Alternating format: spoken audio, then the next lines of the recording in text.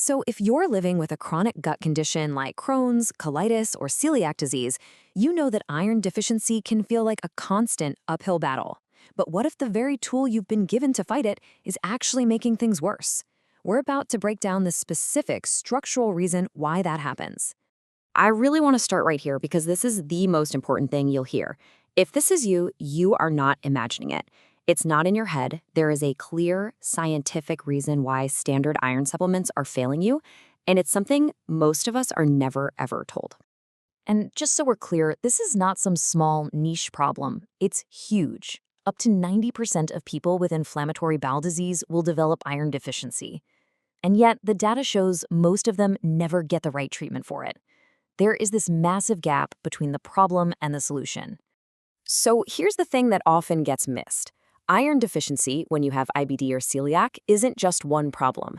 It's what you could call a double hit. You've got two different issues working against you at the very same time, and this creates a deficit that the usual approach just can't fix. This is really the perfect storm. On one side, you have active inflammation that's causing chronic, low-level bleeding in your gut, so you're constantly losing iron. But on the other side, that exact same inflammation is damaging your gut lining, so you can't even absorb the iron you're taking to replace it. You're losing it faster than you can possibly bring it in. So let's get into the nitty-gritty of why this fails. There is a very specific physical reason that standard iron supplements are basically structurally flawed for anyone with gut damage. And it all comes down to one single location in your body. And this is it, the duodenum. It's the very first part of your small intestine. Now, for synthetic iron, and that's the kind in almost every common supplement, like ferrous sulfate, this isn't just the main place for absorption, it is the only place. If this one doorway is blocked or damaged, that iron simply cannot get into your body, period. And for anyone with celiac disease, this is the entire story. The immune system attacks and literally flattens the lining of the duodenum. I mean, look at the difference. On the left, you see this healthy, complex surface, just ready to absorb nutrients. And on the right, it's been flattened, it's dysfunctional. So when that only door for synthetic iron is broken, the supplement just passes right on through your system, completely unused.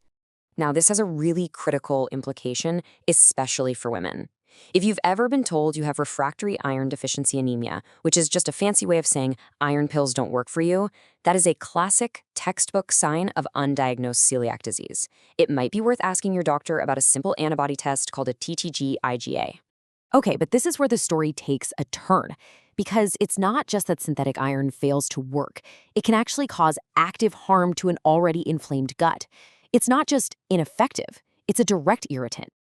Just look at these numbers for a second.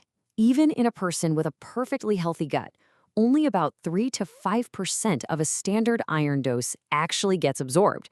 That means a whopping 95 to 97% of it just continues its journey unabsorbed all the way down to your colon. And when that huge amount of unabsorbed iron hits an already inflamed colon, it is literally like throwing gasoline on a fire. First, it acts like a superfood for harmful gut bacteria. Second, it kicks off a process called oxidative stress, which creates free radicals that damage your gut lining even more. And third, we have studies that confirm it directly makes the underlying inflammation worse. The very supplement that's supposed to help you is actively working against you. And this creates a vicious cycle that honestly, people can be trapped in for years. The IBD causes the iron deficiency. A doctor prescribes synthetic iron. The iron makes the gut symptoms flare up, you stop taking it because you feel terrible, and then the deficiency just gets deeper. Does any of this sound familiar? So after all that, how in the world do you break this cycle? Well, the solution isn't a bigger dose, and it's not a different brand of the same flawed stuff. The solution is a form of iron that is structurally different, one that's designed to bypass these problems entirely. The key difference is all about the absorption mechanism. Think of it like a different key for a different lock. Synthetic iron has to be broken down and can only go through that one door in the duodenum. But heme iron, the kind from animal sources, is absorbed as a whole molecule through a completely different pathway. That means it's less dependent on that damaged part of your gut, and most importantly, it delivers way less free, unabsorbed iron to your inflamed colon. It's gentle because of its structure. Now, when oral supplements fail, the standard of care is often to jump straight to IV iron infusions. And look, they work, they bypass the gut completely, but they are incredibly expensive, costing anywhere from $400 to over $4,000 for a single session. And they're a huge logistical burden when you're already managing a chronic illness. We need a better oral alternative. And, this isn't just about IBD. People who've had Roux-en-Y gastric bypass surgery, they face the exact same structural problem. The surgery literally reroutes the plumbing to bypass the duodenum, so for them, absorbing synthetic iron becomes physically impossible. Again, an iron form with a different absorption mechanism is just the logical answer. Okay, so part of the solution is also about understanding your own numbers correctly.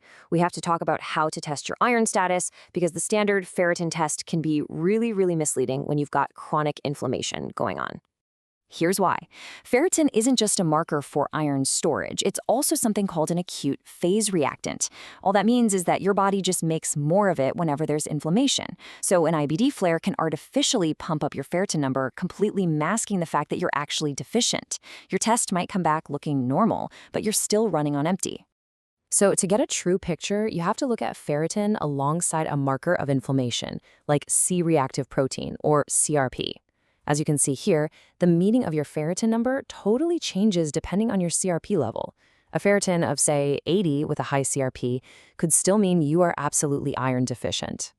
All right, let's map out a realistic path for what recovery actually looks like. Because when your gut is compromised, rebuilding your iron stores, it just takes more time. And that is perfectly okay. The real key is consistency with a supplement that doesn't cause those awful side effects. You can probably expect to feel your energy improving in the first month or two, often before the numbers on the page really start to move.